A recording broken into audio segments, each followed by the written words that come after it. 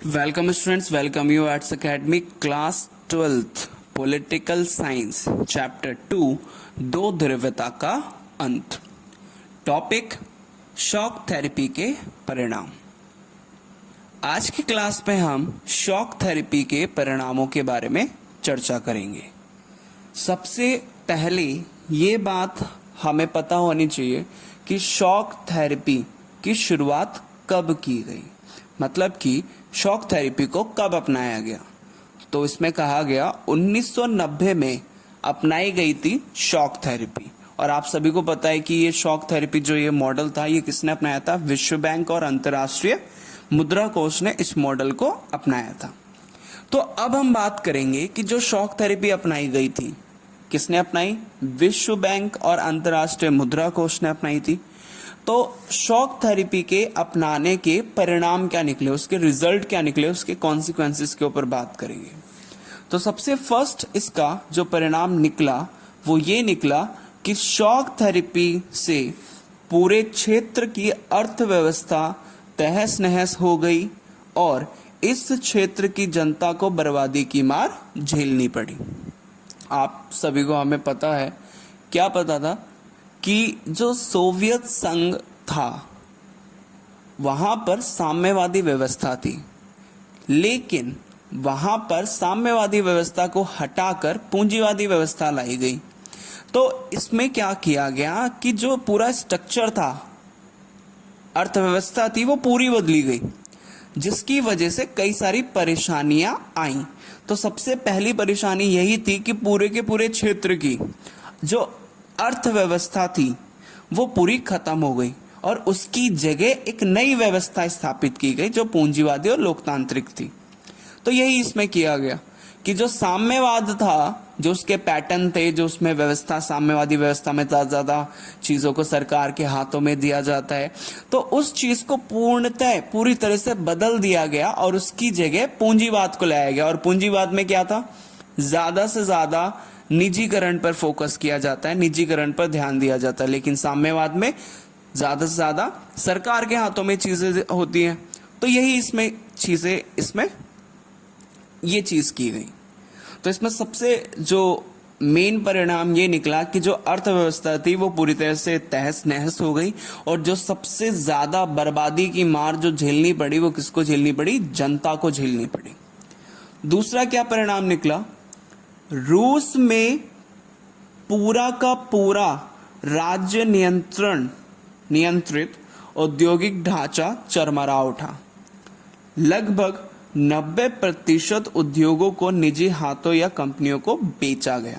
तो इसमें यही किया गया कि ज्यादा से ज्यादा, मतलब कि रूस के अंदर जितने भी इंडस्ट्रियल एरिया या फैक्ट्रीज थी, उनमें से 100 में से 90% जो फैक्ट्रियां थी वो निजी कंपनी या लोगों को दी गई।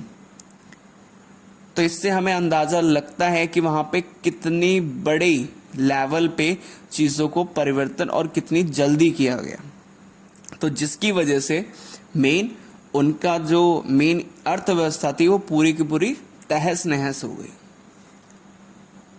ये था आपका दूसरा पॉइंट। अब आ जाते हैं तीसरे पॉइंट पे। इतिहास की सबसे बड़ी गराज सेल के नाम से इसको जाना गया, क्योंकि महत्वपूर्ण उद्योगों की कीमत कम से कम करके आंकी गई और उन्हें औने पौने दामों में बेच दिया गया। इसमें क्या किया गया? अब इतने बड़े लेवल पे, इतने बड़े स्तर पे क्या किया जा रहा है? ज्यादा से ज्यादा उद्योगों को बेचा जा रहा है या ज्यादा से ज्यादा उद्योगों का निजीकरण किया जा रहा है। तो एक तरह से सेली की जा रही है, एक तरह से बेचा ही जा रहा है और बहुत बड़े लेवल पे बेचा जा रहा है। तो इतिहास की, हिस्ट्री की सबसे बड़ी ये क्या मानी गई? गराज सेल मानी गई। और इसके साथ साथ यहाँ पे जो उद्योगों की कीमतें थी, मतलब कि जो उद्योग इंडस्ट्रीज की जो कीमतें थी वो बहुत ही कम आंकी गई, या फिर जिसको हम कह सकते हैं औने पौने दामों में इसको बेचा गया। इस तरह से ये सबसे बड़ी सेल की गई। तो इसमें समझ में आया होगा कि इतिहास की सबसे बड़ी गराज सेल कैसे हुई, क्योंकि इसमें ज्यादा से ज्यादा जो लोग थे उनके पास इतने पैसे नहीं थे कि वो उद्योगों को खरीद सके, तो इसलिए बहुत ही कम सस्ते दामों पे लोगों को बेचा गया। ये था तीसरा पॉइंट।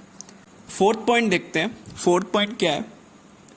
इस महाबिक्री में भाग लेने के लिए सभी नागरिकों को अधिकार पत्र दिए गए। जब ये सेल हो रही थी तो इसमें सभी जितने भी व्यक्ति थे उन सभी व्यक्तियों को इनविटेशन कार्ड, जिसको अधिकार पत्र कह सकते हैं, कि उनको बेचा गया या फिर भेजा गया कि आप इस अधिकार पत्र के माध्यम से ये चीजें आप खरीद सकते हैं। तो लोगों के पास इतना पैसा तो था नहीं कि वो वहां पे जाके चीजों को खरीदें। तो उन्होंने क्या किया? उन्होंने काला बाजारी में इन अधिकार पत्रों को बेच दिया। किस लिए? सिर्फ और सिर्फ धन की जरूरत को पूरा करने के लिए, क्योंकि उन लोगों के पास इतना, जो वहां के नागरिक थे उनके पास इतने पैसे नहीं थे कि वो अपने जीवन को सही से चला पाए, क्योंकि सारी अर्थव्यवस्थाएं बिल्कुल खत्म हो चुकी थी। सारी इंडस्ट्रीज, फैक्ट्रीज पूरी तरह से सब तहस नहस हो चुकी थी। तो उस चीज को शुरू करने में काफी समय लगता और लोगों को अपना दिनचर्या चलाना था। तो इस वजह से लोगों ने क्या किया? लोगों ने उसको काला बाजारी में उसको दे दिया और इसके बदले उन्होंने पैसे प्राप्त किए, पैसे लिए। तो ये इसमें किया गया। ये इसका फोर्थ पॉइंट हुआ। फिफ्थ पॉइंट की बात करें, जैसे रूस की जो मुद्रा है, हर एक देश की एक करेंसी होती है, वैसे ही रूस की जो मुद्रा है, रूबल के मूल्य में नाटकीय ढंग से गिरावट आ गई। कि जो वैल्यू थी रूबल की, उसमें बहुत ज्यादा क्या हुई? उसमें गिरावट आई। इसके बाद अगला पॉइंट आता है, मुद्रा स्फीति इतनी ज्यादा बढ़ी कि लोगों की जमा पूंजी जाती रही।